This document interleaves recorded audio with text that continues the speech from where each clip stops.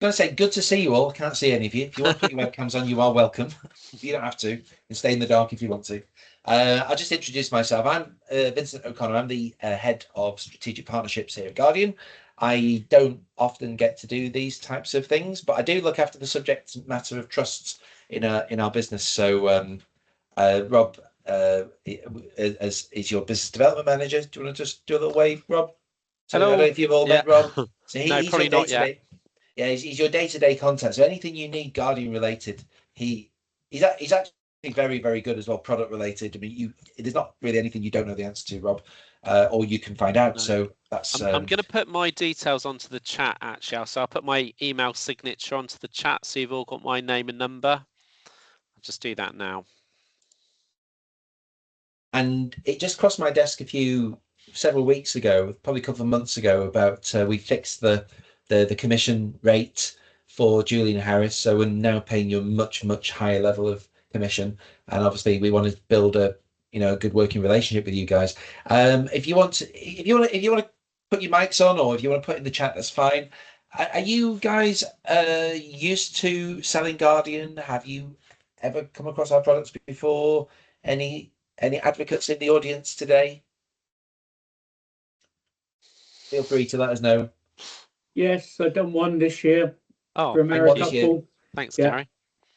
Well, we came to the market in Irvin has. 2018. Many of you might remember the old Guardian Royal Exchange. The legacy of our company goes back 200 years, but we actually relaunched as a challenger new life insurance brand in 2018, and it's quite interesting when you think about the landscape as it is at the moment. I mean, I'm sure many of you have been in the industry a few years, and you know that we've lost the likes of AIG and Canada Life and Aegon and the company I started way back when, Friends, Provident, and there's very few life insurance companies anymore. So there is this sort of glut of just a handful now of companies that you can use. We came to market with a different type of philosophy to really make life better for customers. And we looked across all the products that we developed and brought to market. We looked at how can we make them better for the end consumer. So it's almost like consumer duty before consumer duty. We started this journey off in 2018. And one of the things that we brought into our life insurance proposition was something which had never been done before. And it was a long-standing problem. I mean, I don't know how. Did anyone pop quiz question? Anyone know how long we have been selling life insurance in the United Kingdom? Anyone hazard a guess? Put it in the chat. I'm going to load the chat up just so I can see any of your responses. Go on. Nearly Christmas. What do you reckon? Pop quiz, Christmas quiz.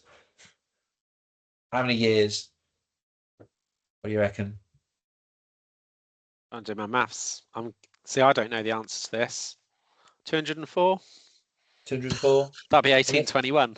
Any advance on that? It's about 450 years, right? 450 years. And if you think about the objective of what we're trying to achieve, if we've recommended some life insurance that provides money, some cash, lump sum probably, in the event that somebody dies. Okay.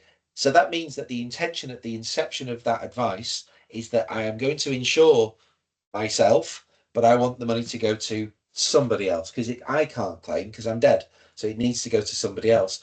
And the thing is, we've never got that right. We've never really got that right because yes, we've got trusts, and I'm more than happy to debate with any of you. But does anybody know what the take-up rate of trusts is? Well, I'm going to show you in the slides. I'm going to load up the slides. Hopefully this will be a useful and enjoyable Friday afternoon, and then you can go about your business on the weekend. And but as I said before, what we want to try and do is open a relationship with you guys. We want to work with you, and we want you to appreciate our products, and maybe we can build up a bit of advocacy here because we do have something very special. Rob will give you chapter and verse on all the detail across our proposition. Today, fundamentally, we're talking about life insurance and how we can do things a wee bit differently. So, without any further ado, let me share my screen. And I'm just going to. So, this is a presentation that we built back in the early summer, and it was called Closing the Beneficiary Gap for your clients. And you'll know in a moment why this is the objective, because we could do a whole lot better as an industry. So we're going to talk about probate. We're going to like touch on all this stuff. We're going to talk about probate and intestacy rules and how that can delay life cover payouts. I don't know if any of you guys have actually dealt with a death claim and had to suffer the issues that sometimes are caused by having to wait for probate. Life insurance companies need a probate certificate when somebody dies, when we get a death claim. The question is, how long does it take to get one of those? Well, we're going to look at that in a moment. We're going to look at beneficiary nomination. This is the thing that we brought to market in 2018. It has been a game changer for clients, for outcomes, and for what happens when we actually administer claims. It means we can pay those claims really, really quickly. And we're not going to forget about trusts. We're going to talk about trusts as well.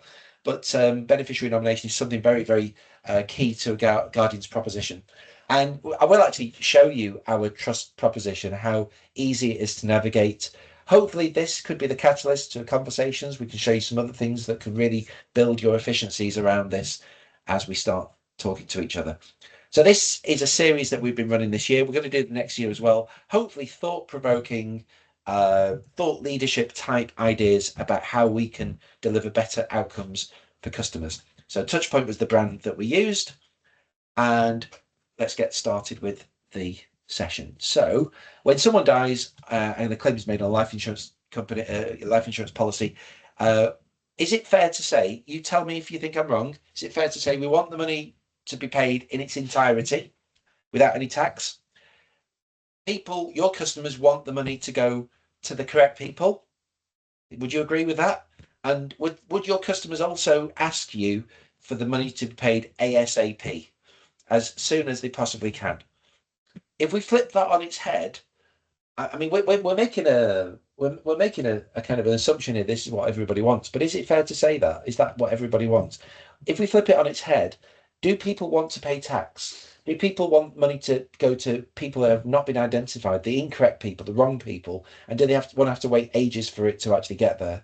You know, it's a fundamental idea with a product that has been in force, available in our industry, in our society for hundreds of years, centuries, going back, to about 450 years.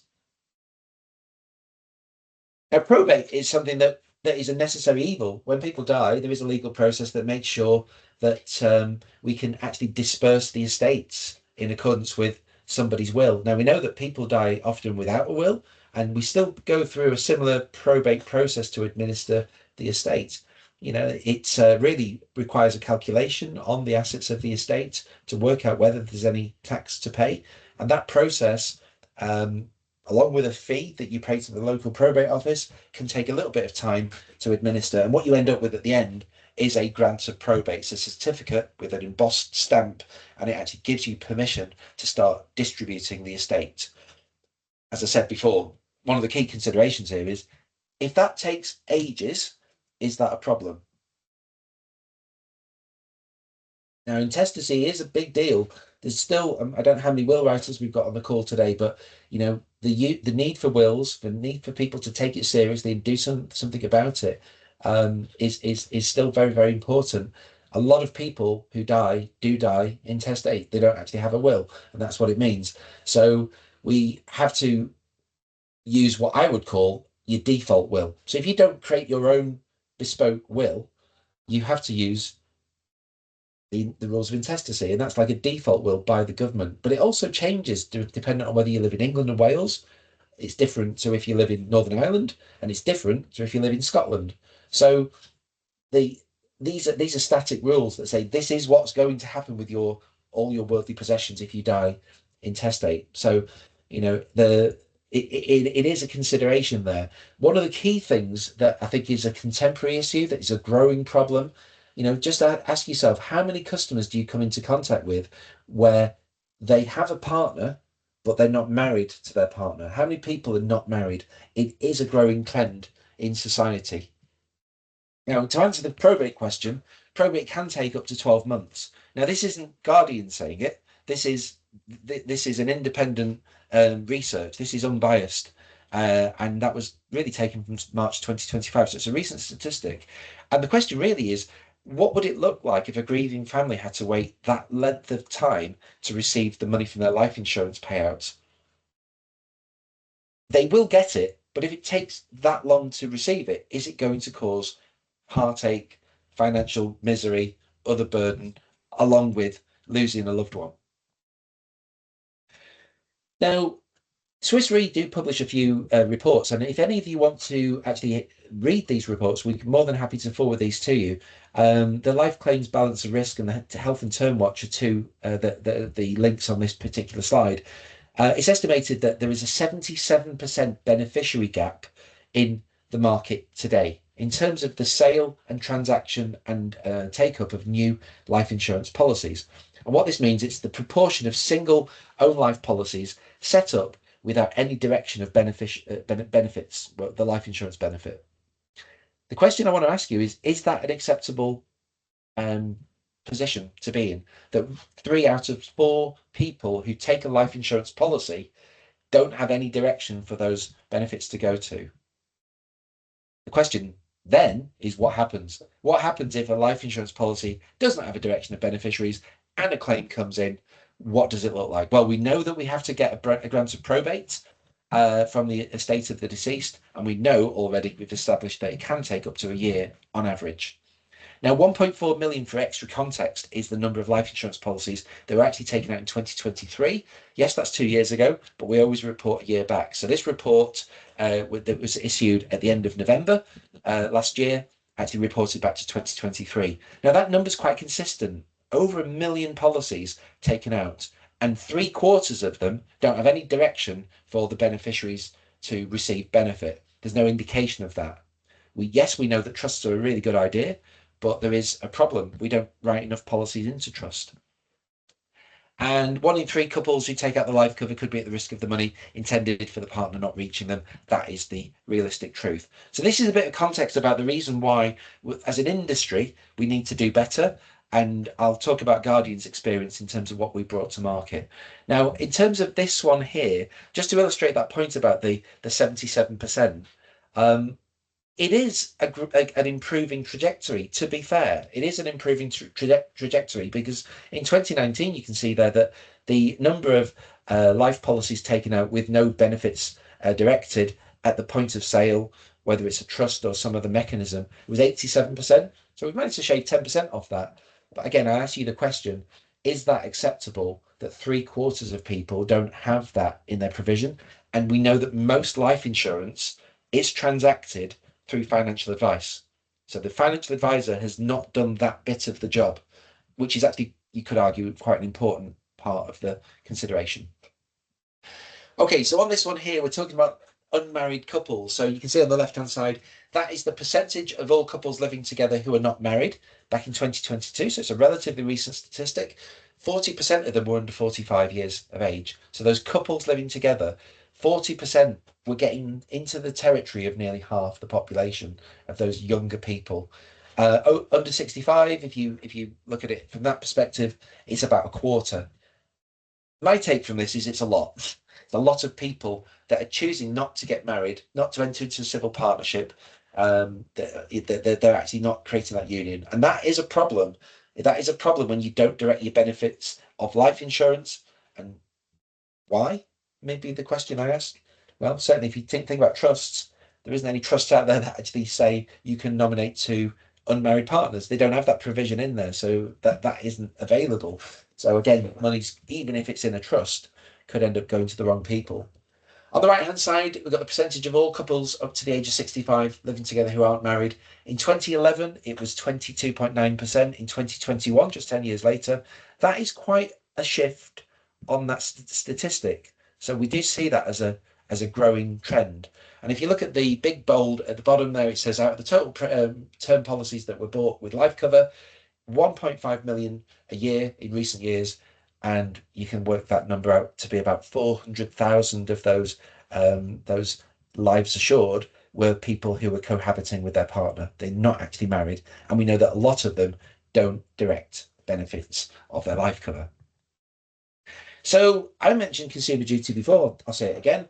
What is it about? It's aimed to set higher and clearer standards of consumer protection across financial services, and it requires firms, and that principle, that new consumer duty principle, firms must act to deliver good outcomes for customers. So to do something demonstrable, something proactive. How do we deliver good outcomes for customers? If we consider all that danger that we just talked about, that people might not get the money, it might take a while to get there, it might even go to the wrong people, what can we do to act to deliver good or better outcomes for customers? I think it's very pertinent in terms of this subject matter today. So at Guardian, we've got two solutions here, and I'm going to talk about both of them today. Now, the one on the left-hand side is a bit unique. There's not many providers who do this. We were the first to bring this to market, and it's called beneficiary nomination. So what happens is you apply for a Guardian life insurance policy, of which we've got two options. We've got life protection, which is our super premium life insurance contract, and we've got a life essentials product, which is more or less market standard, but it does have some very some unique selling points attributed to it. And what happens is you apply for the life insurance through Guardian, through our portal, and before you get to the very end of the journey, before you get to the direct debit setup, it says, who would you like to nominate as beneficiaries? So we expect that there's going to be some beneficiaries. So it could be the partner, the children, and all you need to do is tell us the name of that person and the percentage at which they will receive benefit. And that's really, really all you need to do. You don't need to involve any other people. You don't need to get trustees. You don't need to get signatures. You don't need to involve anybody else. We'll do the rest. And when a claim comes in, we will actually make the payment directly to that beneficiary. And we've been doing that for years. If you look at our claims report, there are many, many instances where we can actually report on, just because this was in place, we're able to pay the benefit so much more quickly to the right people at the right time. Now, industry standard is a trust, and we've got a trust too. We've got a discretionary trust that's very versatile. I actually think it's a very, very well written trust. And what it basically allows you to do is set the life policy into a trust to deliver some instructions about who should get the money when the life assured dies, both of which bypass probate, both of which don't pay any inheritance tax, they avoid any IHT, and both of which make sure the money goes to the right people quickly. So you can take your choice what you want to do here. But what we see at Guardian, and as I said before when I did my introduction, I look after all the strategic partner distributors, so all the big networks, all the service providers. So we have a distribution reach of getting close to 6,000 firms. And out of all of the firms that we work with, the take-up rate for beneficiary nomination is in its high 70s, early 80% as an average. And if you compare that to 23% in terms of trusts, it's not even close. It really is delivering on a much better outcome for those customers who essentially are vulnerable at a time when. So why? Sorry to interrupt. Why would you have both of those then, beneficiary nomination and a trust, if everything can be done through a beneficiary nomination? It's a good question. The fundamental really is that the beneficiary nomination can only be set up during the application stage. Once the policy's gone on risk, you can't use that anymore because this uses contract law. It actually is the creation of the life insurance contract that embeds some beneficiaries built into it. If you choose to not do that, once the policy's gone on risk, you've then got the availability of a trust. But a trust is more sophisticated for more broader scenarios. There's probably some specifics we could get into offline about where one would be better than the other. But we basically put both options on the table for you to use. If you just simply want the money to go to that person there, beneficiary nomination is perfect. It's absolutely perfect for that. If there's levels of complexity where there's caveats, I want it to go to my wife, but if she dies before me, I want it to go to the children, and when they go to university at a certain age. If you want that type of sophisticated instruction, you can't do that with beneficiary nomination. It needs to be written into the trust. Yeah, good question. And I guess as your policies are all dual life, then they kind of like individual policies. So Correct. That form beneficiary nomination should be done every time, really, shouldn't it? I would say every time as a starting point. And if you need to convert to a trust at any point, you can. If you need to change your beneficiaries, you can take beneficiaries off, change the different people, different percentages. You've got control of all of that, but you can change it to a trust at any time. So you've got absolute versatility and flexibility with this. Rob, you've got your hand up. Yeah, one of my colleagues raised this point, which I think is quite a nice way of describing it. He basically described it in terms of flexibility, in that payout planner is more flexible when you're alive, but a trust is more flexible when you're dead. Because with payout planner, you can, like, to answer Trevelyan's question, you can change your beneficiaries at any time. But as Vince has just articulated, payout planner can only pay that benefit to those nominated beneficiaries. Whereas with a trust, if someone's died, then obviously the money can get paid into the trust for the nominated beneficiaries. But if they're deceased, like Vince has said, it can then get paid out to potential beneficiaries instead. So it's just that flexibility. Does that make sense? Yeah, I guess the trustees can still make decisions as to who it's paid to. Yeah. Yeah. I just realised then that when Rob said that Trevelyan had put a question in the chat, I couldn't see it, Trevelyan. I'm so sorry. I've just loaded it on this screen here. Oh so no, it just appeared. yeah, if you keep an eye on them, Yeah. Rob, I'll make sure I get to them. But I'm not trying to ignore you. I just couldn't see them. So yeah, that's it's a good question. You do have that flexibility, because that's what I'd be worried about. I think, well, everything's okay today, but what about if I want to change my mind? The answer is yes, you can. You can. You just call us up and you can do that instantly over the telephone. Right. Okay. So payout planner is actually what we call our beneficiary nomination. It's built into the application journey. You don't have to involve anybody else. It's just names and percentages, and we will carry that instruction out at the point of claim. Oh, you do need dates of birth as well, just to highlight that. So it's names and dates of birth. Names and dates of birth. Thank you, Rob. Okay, let's move it on. Okay, so you can nominate up to 9 beneficiaries. There you go. So 9 different people. If you can cut the 100% down that way, you are more than welcome to do so. Just to be absolutely clear, there is no inheritance tax to be paid if you have nominated some beneficiaries. You've created a contract here at the inception before it's gone on risk, and you said at the very beginning that there is no circumstance ever where the life assured me that where I ever receive the money, it always leaves my estate. So we've had 4 legal opinions on this. It does not attract any IHT.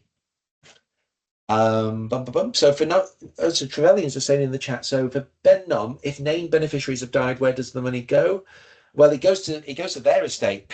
We pay it to those people. We pay it to their estate. So I think this is where it's a good question, because maintenance of this, speaking to customers, reviewing with them, making sure all of their plans are still intact and are going to work. That's why an advisor needs to be in the middle of that, I'd say. But essentially, it can't go back to the settler, to the life assured. It can't do that, because you've stated that as part of the build of the contract. So it would go to those people, even though they're not here anymore. So it goes to their dependents. So we say it's easier, it's faster, it's better. I mean, it'll take you 2 minutes to do it. It's how long does it take to put a name in a box, a percentage, and a date of birth. It is super, super fast. And yeah, we've had an amazing experience when it comes to paying claims. We corroborate who the beneficiary is, we get the bank account details, and we put that money in their bank account. It's fast. There's no problems. It's really, really good. It's definitely a breath of fresh air. So contract law is what we use, so that it has a legal framework around it. It's not trust law, but it is contract law. As I said before, you can set up a trust at any point in time if you want to. And if you do that, it will supersede the payout planner instruction. But the payout planner instruction will basically go and be deleted. The trust will take precedent. You can change your beneficiaries, you can change who they are and what their percentages are. The only thing you can't do is get rid of them. You can't remove payout planner. Once it's in for good. And it's a bit like musical chairs. You can't change your beneficiaries without having beneficiaries on there. So if you want to remove one, you'd have to tell us a new one. You have to do that. It all has to add up to 100%. Now, key learning point from today, key CPD point, I guess, is your terminal illness. Now, terminal illness is part of life insurance, but it's not part of the consideration for payout planners. So to go back to your question before, Phil, this is where you might have that consideration of where should I use a trust, where should I use beneficiary nomination.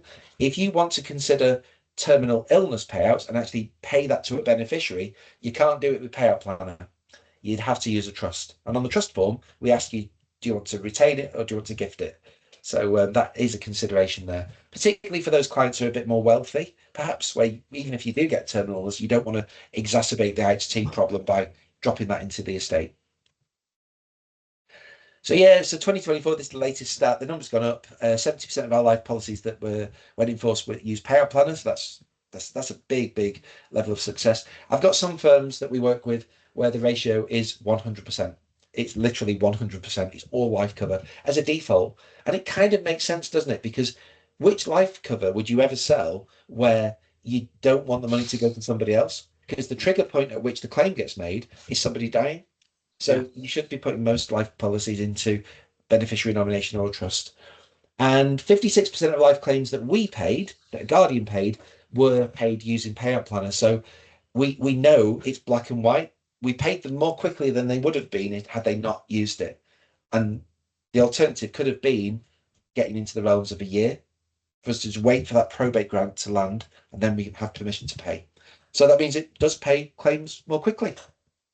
So can I just ask, does both the essentials plan and the life protection plan, do they both include terminal illness? Yes.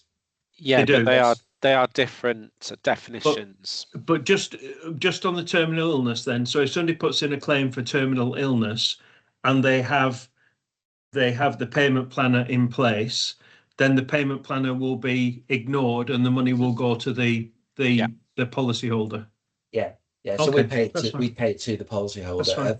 I think one of the things that you need to catch up with Rob about, because we got a big story to tell in terms of terminal illness benefit. Now you might know that a couple of years ago the FCA wrote to all life insurance companies and basically asked them to feedback on their experience with terminal illness benefits and claims. And the reason they did that was because terminal illness claims have been very low. The reason why? Because the market standard says that the definition to claim it is your life expectancy of less than 12 months. Now, consultants are very reluctant to sign them off. Therefore, a lot of these claims don't get paid. So we brought something to market which, on our life protection, on our premium life product, that basically allows claims to be paid on the diagnosis of a terminal illness like cancer. So it's an amazing story. We paid 100% of those claims last year. It's a game changer. It's more expensive, but it is something which is really adding real value, because otherwise, you hear about people like Chris Hoy at the moment. Look at him. He's got he's got a terminal illness right now. He's not dead, and he's had this for more than a year. So is a consultant going to sign that off? Probably not. And he might have a life insurance policy that he cannot claim on. With Guardian, we'd already have paid the claim. We would have paid it already. Anyway, let's just park that bum because I need to get to the case study before we run out of time. So this is not a real photograph of the client, but it is a real scenario. So Thomas applied for life protection. This is the life product we have here at Guardian with this super terminal illness benefit, and he nominated, using payout planning, he nominated his partner 100% of the benefit. I think that would be fairly typical for most people. And what happened when Thomas died? Very sadly, from a claim perspective, we paid that in 26 days. We paid it in 26 days, which is quite quick, really. We didn't need probate. We didn't have to worry about any other documentation other than the claim and the death certificate. That allowed us to pay the claim, and we did it really quickly. Now, in the absence of a trust or in the absence of a payout planner, that could have taken a year. And what we need to think about is, what does that look like for families who have to bear the consequence of grief, plus the financial burden that comes with losing a loved one at a young age? It's really tragic. But we're seeing this. We're getting really good feedback from people at a tragic time about the fact that we've been able to at least fix the financial problem for them. So this slide, which I'm going to send you the slides later, this is, if you can put your binoculars on, you'll be able to see this is as much as it is. This is how simple it is. You get to this part, it's near the end of the application journey. It says life protection. Do you want to use payout planner? We choose the default of yes. And then you press this button here that says add beneficiary. Now you can add up to 9, as I said before, and you've got to divide your benefit up to 100%. It won't let you move past until it is 100%, but usually we see people say, I want my partner, my wife, to have the 100%, or my husband to have the 100%. And then you move forward, and that is it. You've baked it into the cake. You almost blink and you miss it. It's that quick. Now, that instruction can be changed. You can let us know. You can change your beneficiaries, divide the monies up any which way you want to, or you can convert it to a trust at any point in the future. So I think a default starting point would be to always use that, and then consider whether a trust would be more appropriate. And you'll be able to do that as soon as the policy has gone on risk. And you say there with the critical illness, you use that as well? For the combined one, yes, because that would pay out on death, not with a standalone, but with a combined critical illness. Yeah. Any instance of life or early critical illness, decreasing life insurance, increasing life Or insurance, family income benefit. family income benefit, any of those can be put into payout plan, and the system's clever enough to automatically show the page when it's available to use it. So yeah, it really, really, really is a game changer. I was a big fan of this when it launched back in 2018, and I think now that we've had the experience of years of claims, we really seen what it looks like from a customer's perspective. So it's something certainly to have a look at. I'm just going to very quickly run through the trust deed as well, because we do have this available. Now, one of the things that we could get to later, now you might think this is a bit of spin from me, but it's not. The trust deed is beautifully designed. Now, it's not electronic trust, it's not a digital trust. But what we can do with this very, very easily is set up digital signatures on it that make it really efficient. So you ping it over to the customer, they digitally sign it, and it comes back to you in seconds. It's really, really quick. So it's a discretionary split trust deed, very typical of our competitors. You can fill it in on paper, or you can compose it on the computer. You can do it on an iPad, or you can do it on a phone, but that would be too small for my eyes to see. But the whole thing can be done digitally without printing it off. So a couple of bits to explain the trust. So we only have single life covers. So every cover with Guardian would be written into a trust if you want to do that. We don't have survivorship trusts. We only have one deed for any life insurance that you ever sell with Guardian. And it is an alternative way of making sure the money goes to the right people at the right time. It's a tried and tested method. Trusts have been available for as long as life insurance has been available in this country. 3 bits of terminology to pay attention to. Settler. So I used to think of that when I was selling protection. The person who sets it up. That's what I used to think. I don't think it means that, but settler, that's the person who creates the trust. So that's your life assured. That's the person who takes out the life insurance with Guardian and chooses to write that life insurance policy into a trust. And that action, that intention of, I want to put my life insurance into trust, is actually gifting it away. You're giving it away. You're giving it to the trust. So instead of it being owned by you, it's owned by the trust. But the good thing is you don't lose control, because the settler is also a trustee. So the trustees are the owners of the trust. They control the monies when they need to be dispersed, when a claim comes in later, but the settler is always a trustee. So he always has control over this. So he can change trustees, he can change beneficiaries, he can change various bits of the detail on the trust. But trustees are needed really, because they're your voice after death. So when the settlers died, the trustees need to step up and take the money from Guardian and pay it to the customer. The beneficiaries are the people who get the money. So the trust will actually give space for who needs to get the money, what's the percentage, and if you want to put extra caveats to that, and again, this is something we can deal with beyond today's session, is what about considerations around circumstance. I've been a big advocate for letters of wishes. That's something that can accompany this, and it just articulates the instruction. So instead of just giving the power to the trustees to pay the money, the letter of wishes tells the trustees what to do. It tells them precisely what do you need to do. And as I say, we can get into some of the detail on that. So settler, trustees, beneficiaries. Terminal illness benefit this time is where you have a choice. So with a trust, you get the choice to keep it or to give it away. The one thing you need to be mindful of this, and this isn't just Guardian, this is all discretionary trusts from any life company, that decision is irrevocable. You can't change your mind. Once you've chosen to gift it, or once you've chosen to retain your terminal illness benefit, you can't change that. That's baked into the trust. You can't change it afterwards. There's a question. Have you seen it, Vince? So is the settler in sole control of changing trustees and beneficiaries?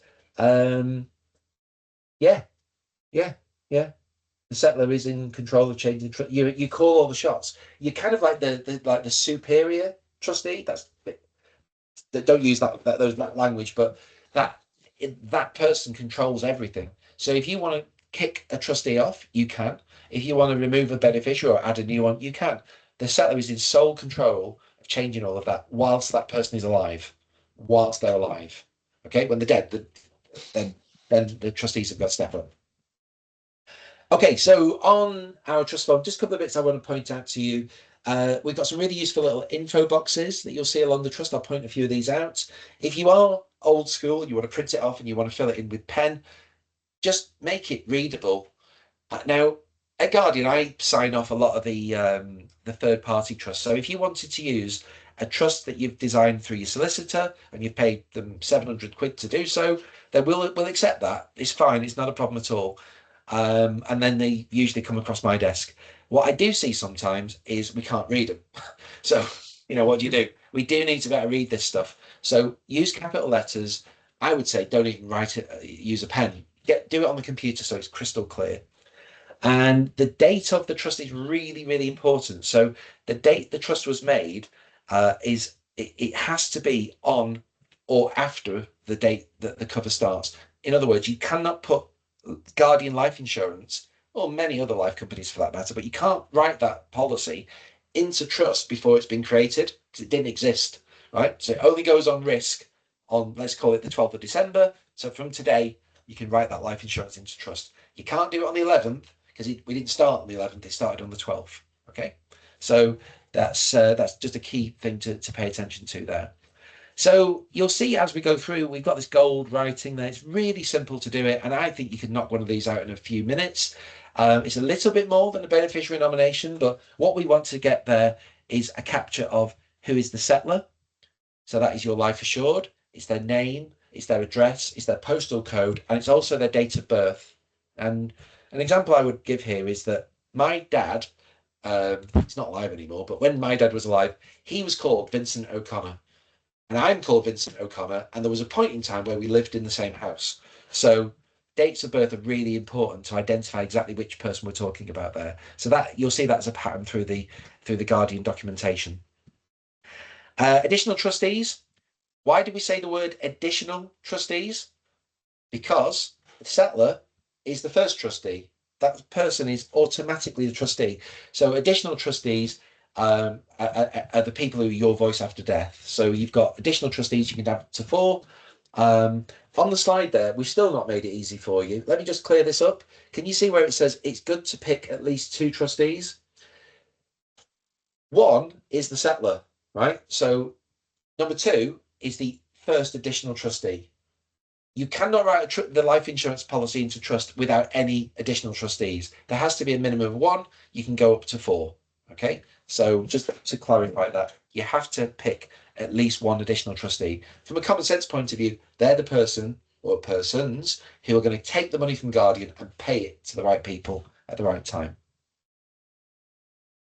Now, a bit unique to Guardian, so you can build menu plans with us. You could do income protection and critical illness cover, or children's critical illness cover, or life insurance, or life or early critical illness cover. And each cover has got its own little reference. So you might build a policy of different covers, but the reference code for that particular bit of it is what we need to know. So we're talking there where it says CBESTL. Can you see where I'm pointing? So it could be life or early critical illness. That'll usually come with a prefix of CB, or if it's ES, that's the life essentials, or TL, that'll be the term life protection cover. So that will be clearly on your dashboard. And to tell us which bit that you want to write into the trust, you just need to put that code in, and that is clearly there. And the good news is you don't get that until the cover's gone on risk. It's not available. You can't see it until the cover's gone on risk. So in there, you would put in ES 1, 2, 3, 4, 5, 6, whatever the code is, and the cover type would be life essentials. And then you're clearly explaining what you want to do. Now, in this bottom section here, this is when I talked about before the TI was irrevocable. You can't change your mind on that. This is where you tell us do you want to retain the benefit or do you want to gift it? Okay, so retain it means I want to keep it for me because I need that terminal illness benefit. I'm not dead, I'm terminally ill, I'm in a bad state, but I need to get my bucket list done, get my affairs in order, do things that I need to do. Might be that I need to pay off the mortgage. That might be a good idea too. Now, it says there, sign here only if you wish to give the payout made on diagnosis of TI to your beneficiaries. So you're writing the life insurance into trust, and if you don't do anything at all on this page, if you leave it blank, then that default setting is that you get the money. Your customer gets the money and keeps it for themselves. If you do sign it, you can sign it digitally. You can do it signed digitally or with a pen. That means you're giving it away. So you can't benefit from it. So that decision is important. It gets done at the beginning when you write the trust, and you can't change it afterwards. And there isn't any other life company that you can change it with either. And on this one, we've got some beneficiaries. So again, same pattern, name of beneficiary, date of birth, percentage, and that has to add up to 100%. And these are potential beneficiaries. These are the beneficiaries that you want to consider as giving the payout to. The trust is actually a discretionary trust. So without getting into layers and layers of complexity, think about what we're just doing here. The trust is discretionary. That means flexible. It means that the trustees can do different things. They can give the money here or they can give the money there. But then the trust has names that you can enter the details to. So all we need to think about is, can we give the trustees the best possible vision of what you want them to do? So putting a name in a box is a good idea, right? But what you'll see on this next slide is very typical of discretionary trusts, where you get a list of candidates. Now, what this is the list of permissions that the trustees have. So these are all the people that they're allowed to pay the money to. If they're not on that list, they're not allowed to pay the money to them. So this is why when we talked earlier about unmarried partners, we might have been living together for 15 years. We might have kids together. But if you write that life insurance policy into a trust, you'll never see that unmarried partner as one of the permissions. It's not there. So you've got to name them in writing to the trustees. And one way to do it is on this deed here. You can do it on the trust deed, do it on a letter of wishes, you can do it after the fact. There are ways and means of doing it, but again, it's really important to get that right, because the trustees need to be able to do the right thing at the right time. So anyone you want to be chosen can go in there. So this list here is family members, so spouse, civil partner, children, even illegitimate children are on there, but there isn't any unmarried partners. So unmarried partners would go in there. And you can also, a bit unique to Guardian, you can also say, there's someone I don't want to get the money, and you can actually capture that person in H. And if you put that name in there, the trustees do not have permission to pay the money to that person. So again, it's all good conversation with the customer. It's serious. We need to get it right. But this is all of that instruction about trustees. You have the ability to change trustees. So we have a deed that allows you to do that. So you can change trustees, you can change beneficiaries. You've got total flexibility while you're still alive. You can do all of that. And the signature is a signature and a witness. We don't ask the trustees to sign anything at all, but the settlor, the life assured, is a person who needs to sign, and the witness is it needs to witness that signature. Now, when we talk about this digitally, I mean, I like DocuSign personally, but Adobe Sign's pretty good. There's a few others out there as well. And what you can do is you can trigger this all into the sequence. So if I was writing my life insurance policy, if I was writing a life insurance policy for Rob Bennett, I would put into the digital signature, send it to Rob. So Rob would tick a box on his computer, say I've signed, and that would come back to me, and I would witness it for him. Now, you need to check with your compliance, make sure that's okay. But what we see across the industry is witnessing is not a conflict of interest. You're just witnessing a signature. That's all you're doing. So usually the advisor can be the witness, and that can all be baked into the process. And the final bits here, really. So we have an email address there that you can email these to, and we'll notify you when we've set this up into the trust. Usually it just takes a couple of days for us to get that done for you, and then that's all noted on our system. And as I said, you can change some of those parts as life goes forward, because we know life insurance is very often a long-term affair. One of the most important things as it says there, is just check the date of the trust. So right at the very, very beginning of the form, there's a date. It's the first bit on the trust deed. Make sure that date's been completed. So again, it's the first thing you do, but it's the last thing that we actually remind you about. So just check that you've got the date in there. That date needs to be after the start of the policy. You send it to us. We'll let you know it's done. Job done. Sorted. So we've got two options on the table. Personally, for most domestic normal customer situations, payout planner beneficiary nomination is a beautifully elegant solution. It can deliver such a better outcome for many, many customers who don't have complicated needs. They just want the money to go to their partner. They just want the money to go to their children. And you can just tell us that and we'll do the rest for you. You don't need to involve anybody. You don't need to trust anybody else. You don't need to sign any forms. You don't need to get legal advice. So the benefits really a payout plan of that simplicity. It's easy, but there are going to be circumstances where a trust might be better. It might be better for maybe complicated IHT planning and estates that have maybe big values and whatnot. But both options are on the table. You can use both there as you see fit within your advice and recommendation. So we've got some scenarios here. I'm going to wrap these up because I want to just open some dialogue with you guys to see what you think about the presentation. But this situation here about when to use payout planner. I want the money to go to my unmarried partner. The person's called this. I want them to get 100% perfect for payout planner. Just tell us who it is and we'll pay the money to them. But to use a trust. I mean, we tried to invent a scenario that gives you a level of complexity here. You've got Andy, who's married to Marie. He's got two children, two boys, who are James and Matt from his first marriage. Both of them are married. They've got their own children. He's got a son, Alistair, from his marriage to Marie, and Andy earns more money than Marie. He wants to make sure that Marie and his children, all of his children, are financially secure. He's got an estate with loads of assets and bits and pieces in there. There's layers of depth there, layers of consideration. Do this in this scenario, make sure this person's not left out. Then that's probably lean towards a trust because you can actually articulate those instructions in the letter of wishes, which is is probably going to deliver a much better outcome. So because there's probably some IHT planning, we'd always lean towards a trust anyway, because IHT planning is complicated sometimes. So we always lean on trust because it allows for that extra layer of flexibility. You control complicated estates, but you could argue that Andy might be obviously the same outcome with payout planner potentially. There you go. Two good outcomes. The trust is a game changer because it's revolutionised our experience. It really has. We do have advisors using trust, and we do starting to see them using digitally for that efficiency, where you've got a transactional, doing it all online through computers, through technology, through devices. So I'm conscious that I keep looking over at this screen. Like to there is over at this one here. Yeah, there is a question.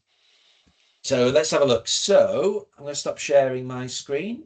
I hope you found that useful, by the way, but we've got a few minutes. So if you want to throw anything through, let's open some dialogue. Don't be shy. It's nearly Christmas. But Trevelyan's saying, would a deed of variation be possible to change the nominated beneficiaries if all beneficiaries agree? Trevelyan, are you talking about trust? You probably are, aren't you? I think you are talking about a trust. Yeah. The truth of it is when we want to change, you can change default beneficiaries. So if I can explain, now this goes into layers of complexity that you might not want to hear on a Friday afternoon, but the reason why trusts need a default beneficiary, why discretionary trusts need a default beneficiary, is because they have a period of time at which they will be in existence. So most of the providers that you use will be 125 years. Guardian, we've chosen 100. We kept it nice and round to 100 years. So the question is, what happens in 100 years' time? So if there's money in the trust, what happens in 100 years' time? Well, the trust has to end because it expires in 100 years' time. Or if you use someone else, it might be 125. And the money has to be dispersed. So the trust has to have an instruction about who to pay the money to. And that is default beneficiaries. It goes to them, but they're not alive. It's going to be their descendant line. And that's the way all trusts have been designed. It goes back ancient English law. It's just a symptom of that. So your question of changing beneficiaries, this is discretionary trust. This is a discretionary trust. So if you wanted if your client said to you, I've changed my mind. I want to make sure that this is my new instruction. What should be happening there is you talk to your customer and capture that instruction on a letter of wishes. The letter of wishes says, "Dear trustees, this is what I want you to do." The letter is written by the settler and it goes to the trustees and it gives them the instruction to do the right thing. So you mean after the death of the settler? That's a good one. Well, so if let me think about that. So would it be possible to change the nominated beneficiaries if all beneficiaries agree? There is a clause on our. I'm going to have to come back to you with a proper answer to that one. I'll get you a proper technical answer, Trevelyan, and just so I don't muck this up really. But there is actually a clause on our trust that says that if there are no trustees, I know it's a different question, but if there are no trustees, so therefore they're the people we talk to. We can pay the money directly to the default beneficiaries. We can do that. If the beneficiaries that are defaulted don't want that outcome, I'm going to have to come up with something that actually shows how we can do that. But I think I like your thinking, because this is the levels of, the way our cogs have got to turn about. How do we make that happen there? Sometimes these questions stretch my knowledge on a live session, so I have to go and speak to a lawyer. But I think it is possible. I think it is possible. I think there is a mechanism easily enough to do it, really. But the point I was trying to get to is that because this is a discretionary trust, we're leaving the decision making up to the trustees. We're leaving the decision making up to them. So the beneficiaries don't really have any power. They don't have any power at all. They know that they're beneficiaries, but we could look at scenarios where, let's just say there's a beneficiary named on the trust, and that beneficiary's murdered someone and is now in prison. Do the trustees have to give the money to that person? They don't. They don't. They can use their discretion. That's why it's called a discretionary trust. So I think to arrive at that outcome you're talking about, I think there's ways and means of getting there, but I'm going to take it away and have a think about it, Trevelyan. But it's good. It's good stuff, this. Any more from any more? What comments? What do you think? I mean, I know some of you are new to Guardian. What are you thinking? Do you think we've got something useful here on the table? Do you think you might be able to give Rob some business?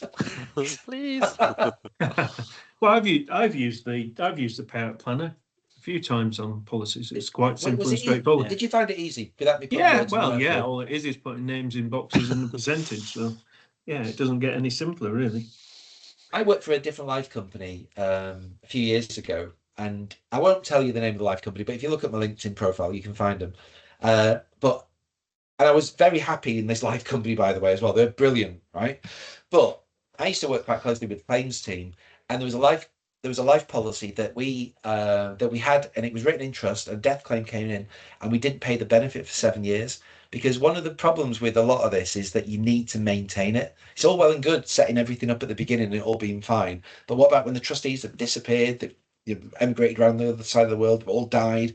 It took 7 years to sort it all out. It was a nightmare. It was a lot of money as well. So I was thinking of excluded beneficiaries being nominated on your trust form actually benefiting if all the nominated beneficiaries agree. That's a good. That's a really good one, is that, Rob? I mean, technically, because you are making a technicality there. You can so the settler can always reverse that. But if you're saying the settler's died, so let's say there's 4 siblings, one of them's died. Sorry, 4 siblings, one of them's been excluded. Settler's died. Now there's a payout. The 3 siblings are going to get all the money, and they go, "Hang on a minute, what about our little brother there? Can we do 25?" Could it not just get paid to them, and then they could give their share to that excluded sibling afterwards? That'll be a way around it, surely. That probably would be a way around it, but it wouldn't make it airtight. It would be at their discretion. Let me just put my email address. There you go. I'll send all my contact details through. Rob is your main point of contact. Yeah, you can always send to me, and I can speak to Vince on your behalf. I want us to open up the conversations, really, because we want to be here to support you in any which way. And I think we do have something really special for you to, if you're an advice and recommendation outfit, which I know you are, we've got some good stuff on the table. And I know some of you might not be as familiar with our propositions. So really getting into the detail of some of that stuff around the TI, I mean, that is really special. That is really, really special. And obviously, we've not touched on any of the critical illness or the income protection. Trevelyan's asking about IHT implications if they do. Yeah, there you go. Yeah, that messes Good that one point. up, Rob. Good point. So, yeah, it's good stuff. I like it, Trevelyan, because every day's a learning day. You don't always know all the answers to everything, and I just want to find a nice, smooth mechanism for that. It might not be possible, but I'm going to go and speak to my my real expert. Ruth is she works with Swiss Re. Re. She invented the split trust, and she'll know the answer to all of this. So I'm going to find out. As we close, any more from any more just before? Any feedback? Useful? Was it a good Friday afternoon for you? Yep, very good. Yeah. A few of you on the call there. I appreciate you taking the time with us. As I say, let's start a nice relationship with you guys. Anything we can do for you. I mean, you have got an expert in Rob. He's superb. And if you need anything from me, certainly from a technical point of view for trust, I know some brick walls I'll bounce into, but I'm here for you as well. So I think if there's no more, Mohan, I think we're done. Fantastic. Thanks, Vincent. Thanks, Rob. It's really informative and very interactive. I really enjoyed it. Thank you. You're welcome. Thanks, Vince. Awesome. We'll dig out some CPD for you, and yeah, we'll get that across as soon what as might we be an possibly can. idea is to leave your email address in the chat. Yeah. So if you are able to get CPD, then you can send it out to those email addresses. Yeah, I'll stay on and I'll take a picture of the chat because it's your meeting, not mine. So I'll take a picture of it and then I can do CPD. So if everyone wants to write their emails in there, if you're not, because Mohan mentioned you've got about 160 advisors, but I don't know if you're all registered. So if you're not registered, I'd really encourage you to register. I'm just going to put the link to register into the chat. So if you haven't done it already, please do. So registration link. Here it is. So just click on that. You just have to put in the, it will say, do you have an individual reference number with the FCA? Put no. Put in the FCA number for Julian Harris.